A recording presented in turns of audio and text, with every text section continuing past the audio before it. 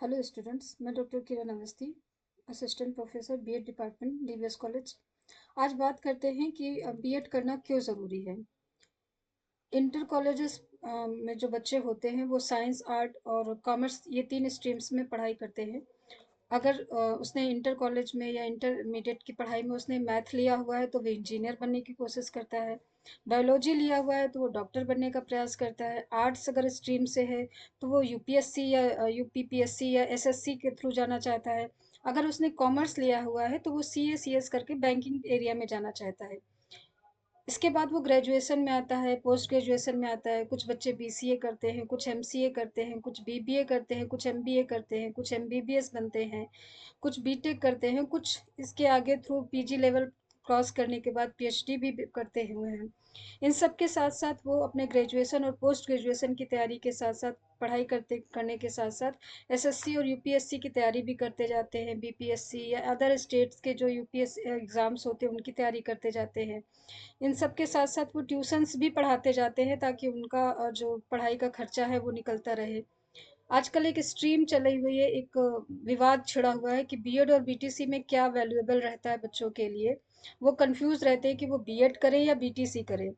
तो बीएड और बीटीसी को एक बार देख लेते हैं। बीएड की जो डिग्री होती है वो भी 2 साल की होती है। बीटीसी की डिग्री होती है वो भी 2 साल की होती है। बीएड का भी एलिजिबिलिटी क्राइटेरिया ग्रेजुएशन होता है, बीटीसी का एलिजिबिलिटी क्राइटेरिया भी ग्रेजुएशन ही होता है। बीएड का जो एंट्रेंस होता है या एडमिशन होता है वो एंट्रेंस एग्ज़ाम के थ्रू होता है, जबकि बीटीसी में मेरिट बनती है। अगर बहुत सारे बच्चे ऐसे होते हैं जिनकी मेरिट बहुत अच्छी होती है, कुछ बच्चों की मेरिट बहुत लो होती है। तो जिन बच्चों की मेरिट लो होती है वो बीटीसी में एडमिशन नहीं ले पाते हैं। जबकि बीएड में क्या होता है, बीएड में वो एंट्रेंस एग्ज़ाम देते हैं और उनके अगर कम मार्क्स भी हैं तो भी उनका एडमिशन हो जाता है। बीएड में क्या है, बीएड में आप 6 से 12 क्लास के लिए एलिजिबल होते हैं पढ़ाने के लिए। बीटीसी में क्या है कि आप 1 से और कक्षा 5 तक ही पढ़ा सकते हैं। जो बीएड होता है वो सेकेंडरी स्कूल्स या माध्यमिक स्कूलों के लिए होता है।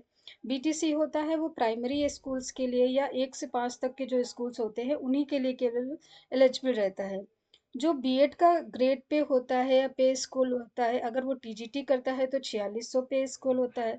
अगर वो पीजीटी में जाता है, अप्लाई करता है तो वो 4800 पे स्केल पाता है। जबकि जो बीटीसी है उसका पे स्केल 4200 ही रहता है।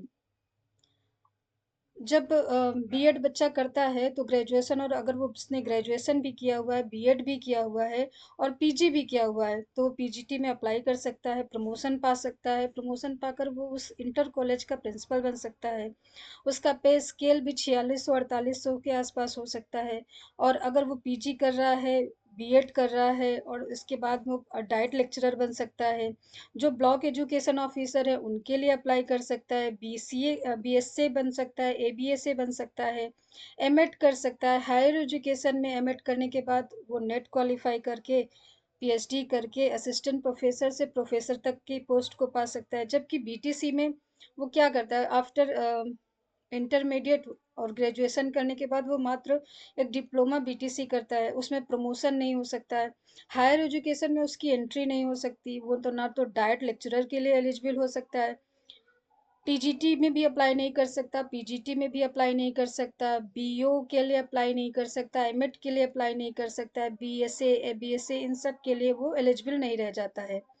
जॉब हमारा जो भी क्राइटेरिया होता है वो जॉब के लिए लेकर होता है। तो बीएड करने के बाद में ऐसा नहीं है कि जॉब नहीं मिलती हैं। बीएड करने के बाद आप डीएसएसबी के लिए अप्लाई कर सकते हैं, टीजीटी के लिए अप्लाई कर सकते हैं, पीजीटी के अप्लाई अप्लाई कर सकते हैं, नवोदय विद्यालय के लिए अप्लाई कर सकते हैं, केंद्रीय विद्यालय के लिए अप्लाई कर सकते हैं, अदर स्टेट्स में अप्लाई कर सकते हैं। टीचर्स की जो वैकेंसी आती है, जैसे अभी बिहार में वैकेंसी आई थी टीचर्स की, तो हमारे बहुत सारे बच्चे वहाँ पे सिलेक्ट हुए थे।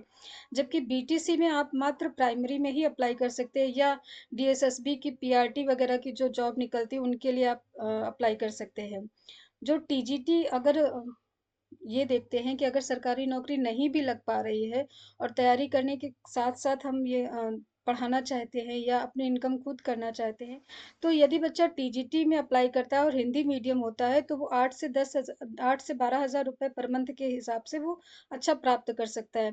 यदि पीजीटी के लिए अप्लाई करता है हिंदी मीडियम में तो 10 से 15,000 प्राप्त कर सकता है। यदि पीजीटी इंग्लिश मीडियम में अप्लाई करता है तो 15 से 25,000 प्राप्त कर सकता है, और पीजीटी इंग्लिश मीडियम के लिए अप्लाई कर सकता है तो वो 20 से 30,000 रुपये पर महीने प्राप्त कर सकता है। जबकि पीआरटी यदि वो स्कूल में जाता है पढ़ाने के लिए तो हिंदी मीडियम अगर उसने कर रखा है तो वो 8 से 10,000 ही प्राप्त कर सकता है, और पीआरटी अगर इंग्लिश मीडियम से कर रखा है तो 8 से 12,000, इससे ज़्यादा उसको प्राप्त नहीं होता है। देखा भी गया है कि यदि आप पीआरटी करके केवल छोटे बच्चों को पढ़ाना चाहते हैं और बच्चे ही रहना चाहते हैं तो आप पीआरटी करिए। अगर आप युवा रहना चाहते हैं तो टीजीटी पीजीटी करिए, और आप हमेशा यदि युवा रहना चाहते हैं, हमेशा यंग बच्चों के बीच में रहना चाहते हैं तो आप हायर एजुकेशन के लिए अप्लाई करिए और बीएड करिए।